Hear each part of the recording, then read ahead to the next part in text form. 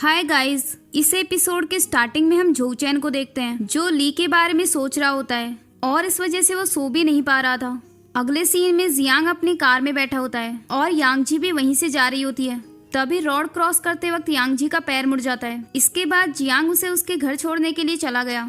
अगले सीन में जो चैन जियांग के घर की डोरबेल बजाता है। जियांग डोर खोलकर उससे कहता है, अगर कुछ इम्पोर्टेंट नहीं है तो तुम यहाँ से जा सकते हो। इस पर जो चैन बोला, हाँ ये बात इम्पोर्टेंट है। इसके बाद वो जियांग को बताता है कि ली ने मुझे मेरी बुक से कुछ वर्ड्स डिलीट करने के लिए कहा है, लेकिन मैंने उसे मना कर दिया और मुझे उसकी बात पर गुस्सा आ रहा था, इसलिए मैंने उसे अनफ्रेंड भी कर दिया। लेकिन अब मुझे रियलाइज हो रहा है कि कुछ वर्ड्स डिलीट करने से वो बुक और भी अच्छी हो सकती है, इसलिए मैंने उस पर दया दिखाई और उसकी बात मान ली। तभी जियांग बोला, अच्छा तो तुम्हें उसे अनफ्रेंड करके पछतावा हो रहा है। इस पर जो चैन बोला, ये तुम क्या कह रहे हो? आज तक कोई ऐसा पैदा नहीं हुआ जिसकी वजह से मुझे रिग्रेट हो।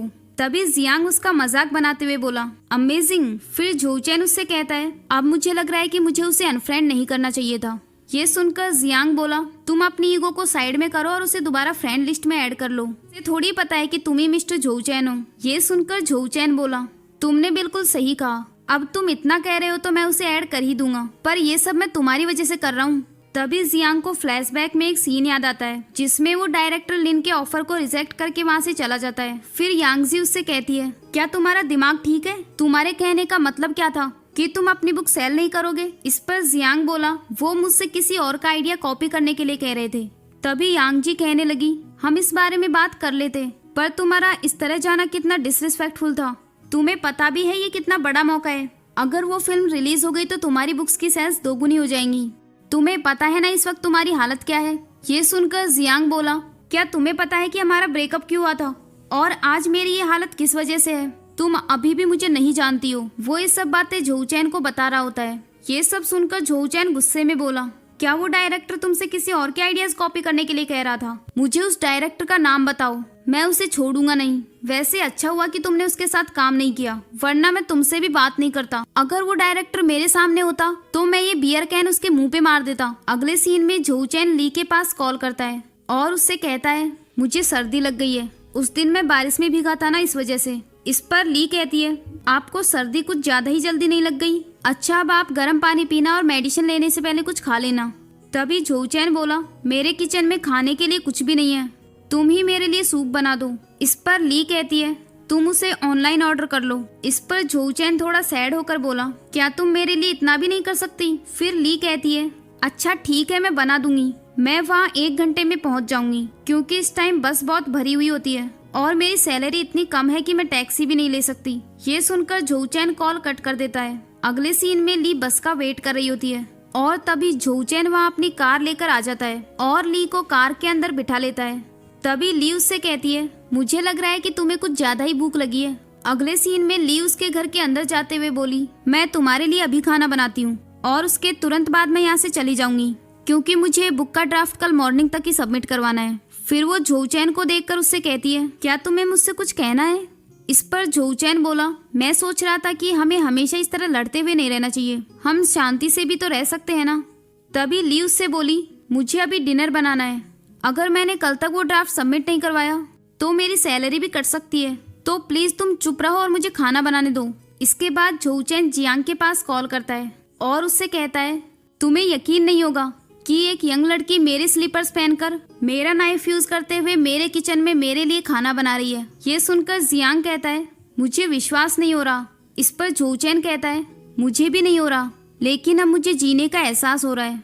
तभी जियांग उसका कॉल कट कर देता है। फिर ली उसके लिए खाना लेकर आती है और फिर ली के फोन पर मैसेज आता है कि आज तुम्हारे घर पर पावर सप्लाई नहीं है। ये मैसेज जो चैन पढ़ लेता है और ये बात वो ली को बताता है। तभी ली उससे कहती है, तुमने मेरा मैसेज क्यों पढ़ा? इस पर जो चैन बोला, मैं एक राइटर हूँ तो मैंने अचानक से ही पढ़ लिया। तुम्हें अपना मैसेज हाइड करना नहीं आता क्या? वैसे आज तुम्हारे घर पर पावर सप्लाई नहीं है तो तुम काम कैसे करोगी? इस पर ली कहती है, इंटरनेट कैफे में, मैं वहाँ फुल नाइट भी रह सकती हूँ, वो भी कम से कम कॉस्ट पर। अगर मुझे कुछ पूछना हुआ तो मैं आपसे कांटेक्ट करूंगी। ये कहकर वो वहाँ से जाने लगती है, लेकिन तभी जो चैन उसे रोकते हुए बोला, तुम मेरे रूम में रुक जाओ, क्या तुम मेरी बुक को एक इंटरनेट कैफे में एडिट करना चाहती हो? इस पर ली कहती है, मिस्टर जो चैन तुम अपना दिमाग ठीक करो, मैं तुम्हारे रूम में नहीं रुक सकती क्योंकि मेरे डैड पुलिस में है, वो इजीली पता लगा लेंगे कि मैं कहाँ पर हूँ। इस पर जोचैन बोला, वो क्यों पता करेंगे कि तुम किसके रूम में हो? फिर क्या मुझे वो तुमसे शादी करने के लिए फोर्स करेंगे? अच्छा तो एक काम करो, तुम आज रात को मेरे स्टडी रूम में सो जाओ। अगले सीन में ली स्टडी रूम से एक बुक निकाल रही होती है और तभी जोचैन उस बुक को निकालने में उसकी हेल्प करता है, जिससे वो ली के काफी क्लोज आ जाता है। तभी ली उससे कहती है, अगर तुम ऐसे पास आए तो मैं पुलिस को कॉल कर दूंगी। फिर जोचैन वहां से चला गया। फिर वो मिस्टर फॉक्स वाली आईडी से ली को फ्रेंड रिक्वेस्ट भेजता है, पर ली उसे एक्सेप्ट नहीं करती। फिर मिस्टर फॉक्स उसे मैसेज करता है कि मैंने गलती से तुम्हें अनफ्रेंड कर दिया था, क्या इस बीच तुमने मुझे मिस किया? इस पर ली रिप्लाई करती है, मैंने तो तुम्हें पीटने का ड्रीम भी देखा। इसके बाद जोचैन ली को देखने के लिए आता है और तब तक ली सो चुकी थी। फिर वो उसे उठाने की कोशिश करता है, लेकिन वो उसे नहीं उठा पाया। फिर जोचैन उस पर ब्लैंकेट ओढ़ देता है और उसकी फाइल को खुद कंप्लीट करने लगता है। अगली सुबह ली अपनी फाइल ढूंढ रही होती है। फिर वो उस फाइल को जोचैन के पास देखती है। फिर ली उसे उठाकर उससे कहती है, मैं तुम्हारे लिए अभी ब्रेकफास्ट बनाती हूँ। फिर वो उसे फाइल कंप्लीट करने के लिए थैंक्स कहती है और तभी जोचैन उससे बोला, मैं तुम्हें उठाकर अपने रूम में ले जाने वाला था, पर तुम बहुत भारी थी। ये सुनकर ली को उस पर गुस्सा आ जाता है। अगले सीन में ली चीफ एडिटर को फाइल देती है। तभी चीफ एडिटर उससे मूनलाइट मैगजीन के लिए एक राइटर ढूंढने के लिए कहती है और उन राइटर्स को बहुत कम पैसे मिलेंगे। ली इसके लिए जोचैन के पास कॉल करती है। तभी जोचैन उससे कहता है, क्या मैं तुम्हें कोई भिखारी लग रहा हूँ? ये कहकर वो उस मैगजीन के लिए मना कर देता है और फिर मिस्टर फॉक्स वाली आईडी से ली से पूछता है, क्या तुम्हारी जॉब में सब सही चल रहा है? इस पर ली उससे बोली, मुझे एक नए प्रोजेक्ट के लिए राइटर ढूंढना है, पर मैं उसे कैसे ढूंढूं? इस पर मिस्टर फॉक्स उसे रिप्लाई देता है, क्या इसमें जोचैन तुम्हारी हेल्प नहीं कर रहा? इस पर ली कहती है, मैंने उससे हेल्प मांगी थी पर उसने रिजेक्ट कर दिया। तभी मिस्टर फॉक्स कहता है, तुम एक बार फिर से ट्राई करो, क्या पता इस बार वो अच्छे मूड में हो। फिर ली जोचैन के पास कॉल करती है और उससे कहती है, क्या तुम मेरे लिए कुछ लिख सकते हो? लेकिन जोचैन ने उसे फिर से रिजेक्ट कर दिया। इसके बाद जोचैन जियांग के पास जाता है और उससे पूछता है कि क्या तुम मेरे लिए कुछ लिख सकते हो? ये सुनकर जियांग बोला, तुम्हारे लिए या फिर उस यंग एडिटर के लिए? इस पर जोचैन कहता है, नहीं, तुम्हें एक मैगजीन के लिए लिखना है। फिर जियांग बोला, तो तुम ही क्यों नहीं लिख लेते? फिर जोचैन कहता है, क्योंकि मैं उसे 2 बार रिजेक्ट कर चुका हूँ और वैसे भी वो तुम्हारी फैन है, तुम्हें बस एक छोटा सा आर्टिकल ही तो लिखना है। तभी जियांग बोला, ये वही लड़की है ना जो तुम्हारी ऑनलाइन फ्रेंड है? इस पर जोचैन हाँ कहता है। इसके बाद ली जियांग का लिखा हुआ आर्टिकल चीफ एडिटर को दिखाती है और चीफ एडिटर उस आर्टिकल की बहुत ज़्यादा तारीफ करती है। वहीं जोचैन भी उस मैगजीन को पढ़ रहा होता है और वो भी जियांग की काफ़ी तारीफ करता है। इसके बाद जोचैन जियांग से पूछता है, हमारे वैकेशन कितने लंबे होने वाले हैं? इस पर जियांग कहता है, 1 वीक तक। तभी जोचैन बोला, क्या इतने लंबे? फिर जियांग कहने लगा, तुमने ही तो रूम्स बुक किए थे, वो भी 3 महीने एडवांस में। तभी जोचैन उससे कहता है, मुझे अभी कुछ काम याद आ गया। ये कहकर वो उससे गाड़ी रुकवाता है। अगले सीन में जोचैन ली के ऑफिस में होता है। जब ली वहाँ आती है तो जोचैन उससे पूछता है, तुम कहाँ गई थी? ली उसे बिना जवाब दिए हुए कहती है, तुम यहाँ क्या कर रहे हो? इस पर जोचैन बोला, मैं कुछ दिनों के लिए बाहर जा रहा हूँ, इसलिए अपने बुक की प्रोग्रेस चेक करने आया हूँ।